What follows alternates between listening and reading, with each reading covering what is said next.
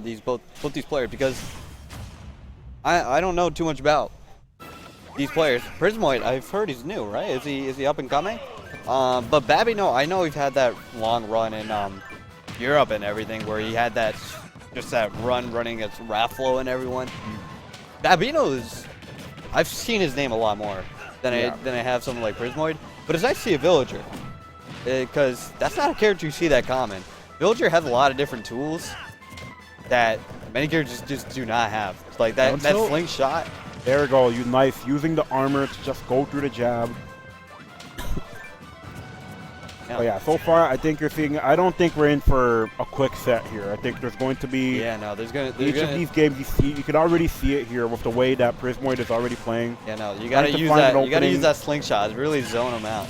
Oh my! It doesn't matter about the slingshot. Let's talk about that down air. Holy goodness! Quick down air. I'm talking about a slow, drawn-out game. But instead, we're seeing a quick down air. Going to take the stock around like 60–70%. And now Babino in the driver's seat, which now puts Prismoid in a bit of a weirder position where you can't just zone it out now. You got to find a way to close, and naturally it's going to be done with that slingshot, which naturally is the bread and butter for Villager. Absolutely, but like even though you had that nasty 2-frame, Prismoid really keeping it close here. Like he was getting some jump reads, he was catching in with Lloyd. He's making sure that even if I'm far away, this distance is still going to be that close. He's lurking. He's basically lurking, but there it is. Oh, he got the nair, but unfortunately not going to get the up air. Going to wait out a bit. My goodness, back nice throw. Back air. I see a lot of these mix-ups that Prismoid will go for revolves around that Lloyd. After that Lloyd hits you, he'll try and go for a grab. Got the kill sparks, but did not get the actual kill. You can see he's kind of starting to struggle a bit. That's the other thing about both of these characters too. One of these characters, Ike, definitely has the setups to get kills easier than Villager can. There's a lot more stray kill power in Ike than there is for Villager. And we're kind of seeing it right now, quick 58%, and the damage per opening, it's definitely more in Ike's favor.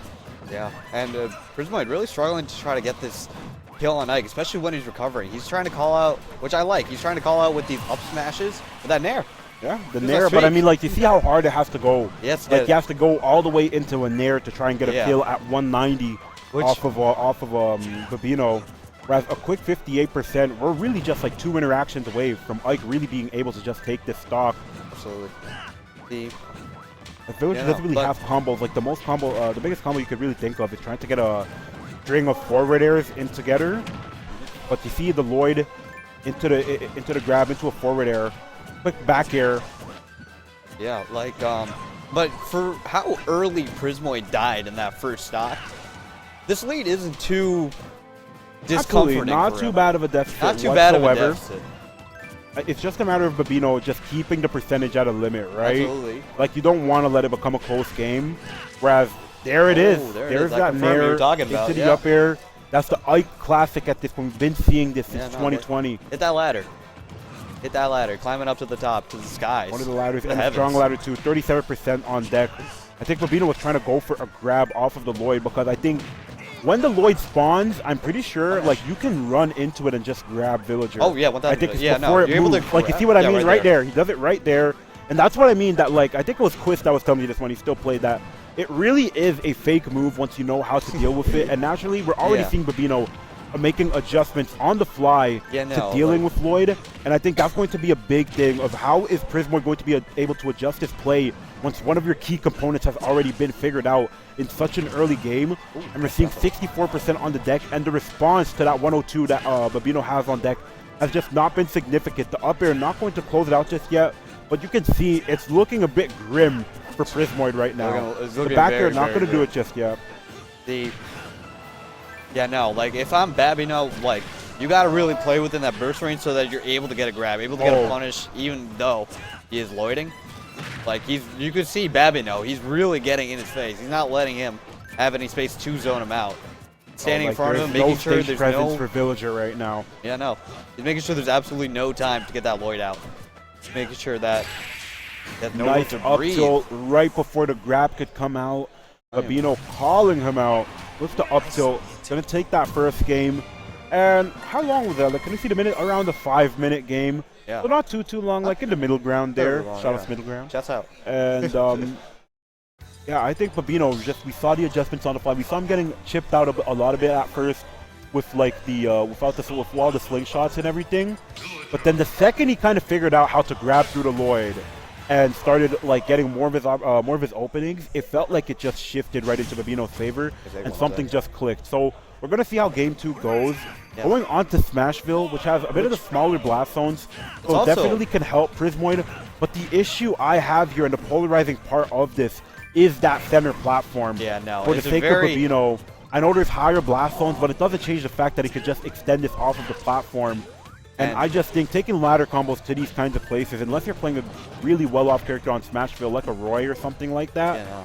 I don't think it's too worth it. Like, you definitely want some space against Villager, or like from Ike, because he's just going to be able to ladder and get a kill very early off the top.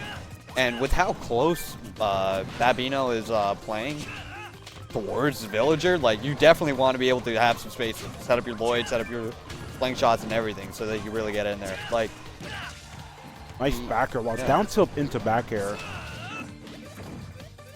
I saw what Prismoid tried to do. He was trying to call him out with the slingshot, maybe to gimp his up B. As we know, Ike said being not the best in the business, but unfortunately not going to reach. And now we have a Villager, both these characters at kill percent, but it feels like Babino's kind of more, despite what the percentage base say, it feels like Babino's one interaction away of taking the early stock lead. And smaller blast zone's not going to die just yet. Quick 95, good F-tilt coming out from Babino. Gonna go for the eruption. Going for back here. I thought a forward was coming out. See that every day. Babino just got gimped, and that's going to do it. That's going to do the stocks. My goodness, yeah. Well, I like the up. He's calling out that tree. Nature of life. That's the first tree we've seen in this set so far. Already had a full game pass by. Yeah, he's now growing halfway through the second game. We're finally seeing another tree popped up by what we know is Ice Cold Cake for the stream. Oh, is he out of the percent range for? No, he's surely in it. I feel like it's just a DI thing if he gets hit by an air. Oh, nice that's F-tilt, and we see there it is. That's that smaller blast zone coming into play. So good F-tilt, breaking it out. Even game. Yeah, no, Babino looks another very eruption. I think that looked more of like a misinput than what he was trying to go for. No real benefit at that point. Yeah. But he looks super comfortable with this. Even like, I think you see Prismoid really playing more so at the edge here. I think he kind of noticed that playing at that center stage is kind of playing more to Babino's strength. Seeing him playing out of the corner a lot more. And since you know Ike doesn't have a projectile to really challenge Villager out there, and you also don't want to get gimped from the off stage, you're seeing him play a bit more reserved here, but trying to get his hits together.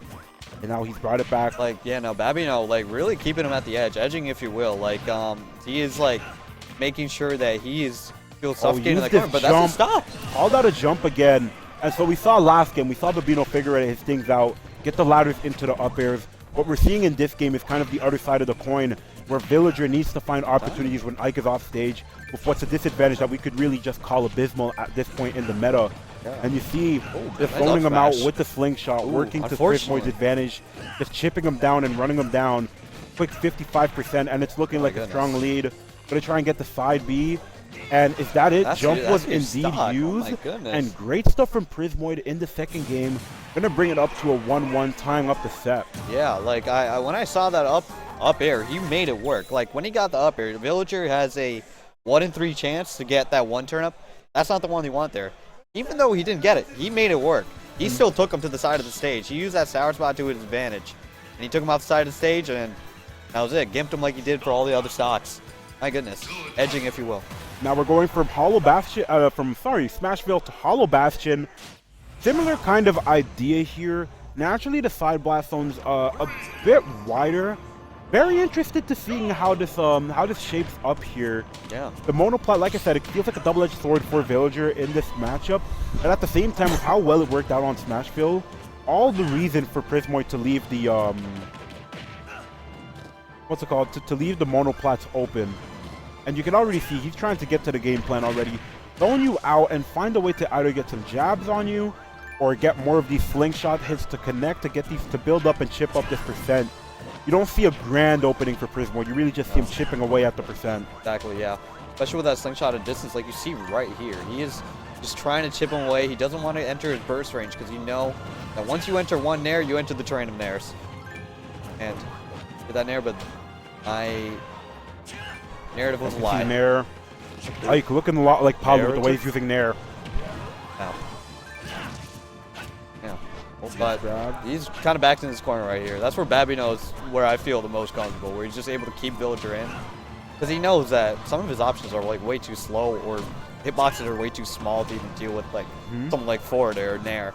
Because when you have Slingshot, that's like your main tool. Slingshot, Lloyd, but you got to set it up.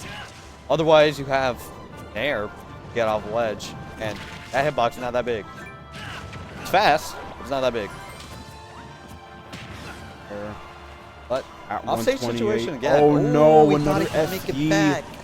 That sucks. You see Prismoid just capitalizing. Like I said, there's no grand opening coming out from Prismoid. It's really just chipping away. And now he's in a position to zone out. Another move, because I see the tree on deck, another move we haven't actually seen all that much is the axe. And axe is actually a very strong move, very powerful option. It's very good. But it seems like the tree is more so out there as bait, maybe to kind of condition the way Babino's approaching Prismoid. But we haven't seen the axe be of too much use. What we need to see more usage of is one of these forward airs or back airs, or even an up air, to try and get Babino to even up this stock. Because you see, Prismoid, if you let him get too comfortable, you're going to start seeing yourself at a deficit of 100, 120%. And you're just not going to be able to find that follow-up against him after that. Absolutely. The bowling ball? Yeah, no. Wow, nice. Oh my god, going for that bowling ball. But I love the up smash attempt he went for. That was an incredible up smash. Like, he recognized that he wasn't going to be able to get his initial punish that he went for, so he was like, you know what? Let me just go for the multi-hit. The Villager, that's like one of his few multi-hits. I don't think he has that many. So you gotta, it's either you, actually no, he doesn't have like any multi-hits, but. What a spot dodge off of the up B. I know. And really, Prismoid kind of starting to run away with his grab gonna kill with all that rage. No, not just yet, but trying to go for the nair to call out the side B recovery. Is this? Jab, puts 147. Just not looking good for Babino right now. Oh, he wanted it, but he shortened pretty much. Yeah, wanted to wind it up, but no connection. I love the pot to catch the 2-frame. That was nice. It wasn't a 2-frame, just a ledge. Back air, gonna do it. Prismoid putting himself in a very great position. Yeah, the tree is growing. Circle of life. And now at 121, he really does not need to approach at all. And you're seeing it in the gameplay. And you see when he gets a bit too close, the shark bites, and that's what Babino's gonna try and do. Taking the first stock finally, but you got a mountain to climb. Not Mount Everest exactly, but definitely one of the higher mountains on the planet to try and climb and fix this. Versus Prismoid. My goodness. Yeah, no. Okay. Prismoid really got uncomfortable against Babino here. I feel like something clicked in his mind. I don't know what it may be, but he is just so comfortable just throwing out these Lloyd, throwing out these umbrellas, 2-framing him, exploiting his recovery like he's doing right now. Slingshot, I'm not going to hit that third slingshot, which probably could have done it for Prismoid. Got the Lloyd out. What's the play? Going to try and double jump. There? Get a missed call. Oh, that's it. Yeah, that's going to do it. My goodness. Babino kind of struggling here. We see how commanding the lead is right now. Yeah, no. For Villager. Going to take a lot for Babino to try and lock him. We saw him take that game one, kind of steal it. But ever since, it seems that Prismoid has just adapted better to the way that Babino is playing. And he's straight away more so from that center stage and has drifted more into the corner. Absolutely. We're clearly seeing is having a bit more issues to try and actually hit the character. And naturally, the advantage off stage has been exemplary from coming out from Prismoid. Like the edge guards and the snipe, excuse me. Yeah, no, Prismoid's edge guards are like second to none. I have never seen anyone so consistent. I've never seen a Villager to begin with, so I've never I agree seen, with your statement. I rarely even see Villagers, but seeing a Villager this consistent of just being able to end these stocks early, like 50%, when Babino like has a whole life ahead of him. I'm telling you, man, it's like taking a child away from birth. Anyways, back on Hollow Bastion after our Hollow Bastion intermission. Yeah, I don't know. Interesting pick going back to Hollow Bastion. Yeah, I'm kind of not a big fan of when you get cooked on the stage going back to it, especially when it was such a commanding lead from Prismoid. But at this point, like, what do you have to lose? Like, what other stage can really push this over the edge for Babino? You need a bit of a ladder stage, and it also depends on what Prismoid is banning. I was actually about to confuse Prismoid with just Sam, because you're like Villager Isabel. But then I realized, I'm like, no, that is not whatever Isabel is supposed to be. I'm sorry, prismoid. Oh, beautiful. He gets that Lloyd damage as well. I love the pocket use, by the way. Pocket actually has a little bit of invincibility, and I've seen prismoid at times use it to even jump from ledge and then pocket, because he knows that even if I can't get a hit, I'm getting invincibility through this. Down tilt coming out. First one I've seen this entire set. I love that move.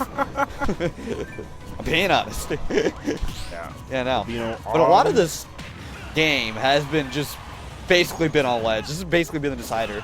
Oh, he's gonna hit that side B. What? A what? This has been a what?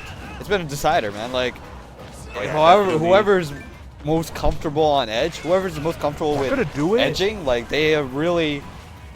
I'm being serious. Like, whoever's the most comfortable with that has been able to take these games. Oh my god. Yeah. Got another Lloyd looking for the grab, but the Peacock going to hit. Here's the slingshot. Jump already used. Gonna manage to get back. Great use of the resources by Babino there. Oh, just holding shield. Doesn't want to commit to anything. Right, going all the way out, all the way out. Babino not going to be able to do anything about it except go for that up air. Yeah. And immediate response. Immediately yeah. Hit by the back air, saying, take this interest with you. We're both going down to the second stock. You're playing Animal Crossing right now. Grow that tree. Take your time. Let the days pass. Stay in that corner. My slingshot. Oh my gosh. Just throwing that pot. No water. That is not a pie. I think that's a plant. That's a pot. That's a plant. Well, brother, where are you putting the plant in? Are you just throwing a raw plant? I mean, we'll see the next time the animation comes out. Yeah. The plant is there, so I'm considering that he's throwing a plant. Well, he's throwing a plant, yeah, but there's a pot. You know what? Look. There's a plant in that pot. You see what I mean? So he's throwing the plant. He's throwing both. We can make a middle ground here. We can say that garbage. There's both. Like, we could say that prismoid is exceptionally two-framing with those plants, with the pots. Don't tell that to Spargo, because then we're going to get a whole other stream of just, I'm going to play plant versus this character. And I'm talking about Spargo, the prismoid going to get the repeat jab. Yeah, that jab is so long. That's like a long jab. It's an incredibly long jab. They're like, oh, you could actually easily punish it. I'm like, yeah, of course I want to punish your jab. Oh, try to get you are Fox? Like, oof. I love that Nair attempt by prismoid. Even though it didn't work, just knowing that you have that lingering hitbox and knowing that he was going to neutral get up, you just hope that it was going to work. Back throw? Not enough. I think another thing, too, like we're talking about the Lloyd doing in work, another thing I like about the Lloyd is its timing.